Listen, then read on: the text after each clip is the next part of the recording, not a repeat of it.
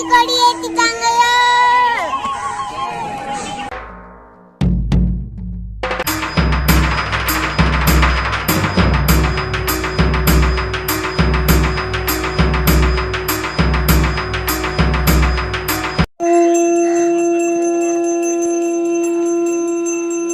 மங்களதேவி கண்ணகி கோவில் சித்ரா பௌர்ணமி விழாவை முன்னிட்டு கூடலூர் அருகே உள்ள பளியன்குடி ஆதிவாசிகள் குடியிருப்பு பகுதியில் விழாவிற்கான கொடிமரம் ஊன்றும் நிகழ்ச்சியும் பக்தர்கள் மாலை அணிந்து காப்பு கட்டும் நிகழ்ச்சியும் நடைபெற்றது.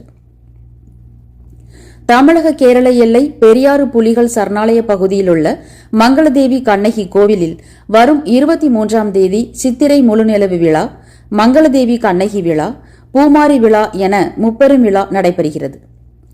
கண்ணகி கோவிலுக்கு செல்ல கேரள மாநிலமான குமுளியில் இருந்து பாதுகாக்கப்பட்ட கேரள வனப்பாதை வழியாக ஜீப் செல்லும் வண்டி பாதையும், கூடலூர் அருகேயுள்ள பளியன்குடியிலிருந்து தமிழக வனப்பகுதி வழியாக 6.6 கிலோமீட்டர் நடைபாதையும் உள்ளது.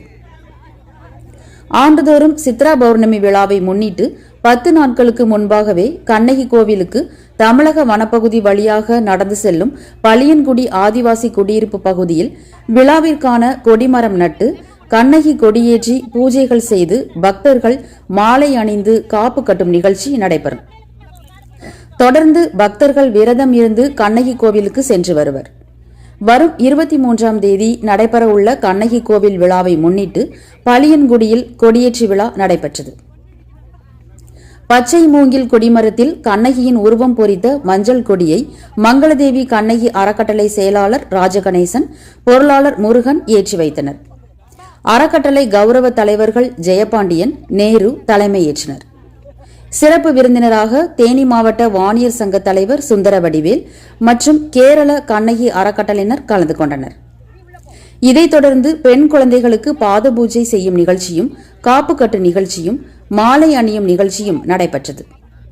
நிகழ்ச்சியில் கேரள கண்ணகி அறக்கட்டளை தலைவர் சுரேஷ், அறக்கட்டளை நிர்வாகிகள் கருத்தகண்ணன், பஞ்சுராஜா, சரவணன், காசிராஜன், தனிக்கொடி, சேரலாதன், சபரிநாதன், சுதாகர், சிவா, கருப்பசாமி, ஐயப்பன், சிபி கேசவன், விஷ்ணு, மகளிர் குழு தலைவி சாந்திசேகர் என ஏராளமானவர்கள் கலந்து கொண்டனர்.